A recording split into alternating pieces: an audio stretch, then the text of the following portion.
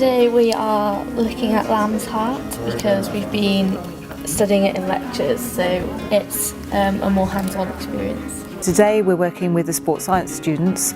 Last week they had a lecture on the heart, and today they have a lamb heart which they're going to dissect. They have a sort of series of structures that they learnt about in theory last week, and today they're going to look at it in reality. This is a great opportunity for students. It's very rare that you get the opportunity to do any kind of dissection. It requires a lab, it requires a teacher, and for them this is something where they get their hands on. They get to have that experience of learning by exploring, by being curious. We're really lucky to have this connection with the medical sciences department, so we can pull the expertise of people like Vivian and give students something more than they'd get from purely just a sort of sports science degree. The students really, they enjoy it, they find it useful. Every year that I've run this module, the predominant feedback from the students when they talk about the things that they like best, it was these hands-on experiences that they have.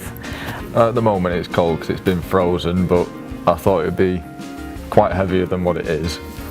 And it's quite rubbery as well. I really like that we can just figure it out ourselves and just cutting into it and see how an actual heart looks like. They've seen things in textbooks and they can see it on a page. There's nothing like actually seeing it in front of you, and also gets them to appreciate that things aren't as straightforward as they might seem in textbooks. So they have a much more rounded and sort of understanding of it, and it's just really enjoyable opportunity for them as well. It's a good experience. It helps us understand it more, because if we have a visual, if we see it visually, maybe we'll memorize it more instead of just relying on the boards or anything electronic, to be honest. But yeah, it's a good experience.